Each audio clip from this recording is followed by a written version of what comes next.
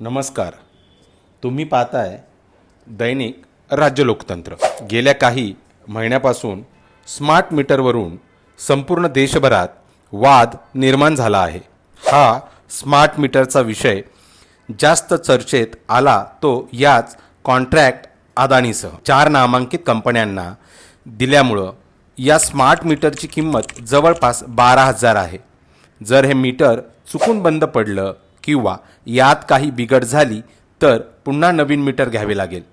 या मीटरमुळे लाईट बिलही जास्त येत आहे असं सांगितलं जात आहे. एखादा सामान्य कुटुंबातील व्यक्तीकडं लाईट बिल भरायलाही पैसे नसतात. मग त्याला 12,000 मीटर कसं परवडेल? या सगळ्यामधून संपूर्ण भारतात वाद निर्माण होत आहे. काँग्रेसकडून भाजपा आणि अदानी यांना धारेवर धरलं आहे. काँग्रेसच्या खासदार वर्षा गायकवाड यांनी आक्रमक भूमिका स्वीकारली आहे.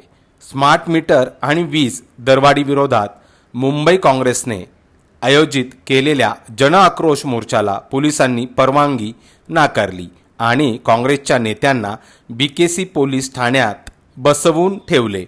तर मोर्चात येणाऱ्या बसेस व वाहनेही अडवली. मोर्चाला परवानगी नाकारून भाजप सरकारने अदानीला संरक्षण दिले असा आरोप मुंबई काँग्रेसच्या अध्यक्ष खासदार वर्षा गायकवाड यांनी केला आहे. मुंबई काँग्रेसने राज्य सरकार आणि अदानी कंपनी विरोधात आंदोलन केले.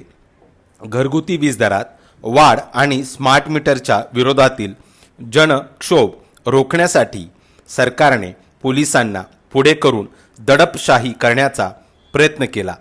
राज्य सरकारला गोर गरिबांच्या दुःखांचे काही सोयरसूतक नाही, कारण हे सरकार मुठभर धनधानग्यांसाठीच काम करते असा संताप काँग्रेसने व्यक्त केला. या विषयावर बोलताना वर्षा गायकवाड म्हणाल्या की स्मार्ट मीटरमुळे सर्वसामान्यांना मोठ्या प्रमाणात वीज बिल येत आहे.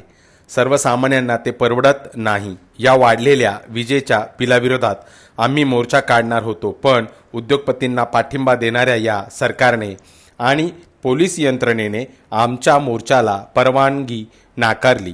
विजेचे बिल कमी झाले पाहिजे, स्मार्ट मीटर रद्द झाले पाहिजे.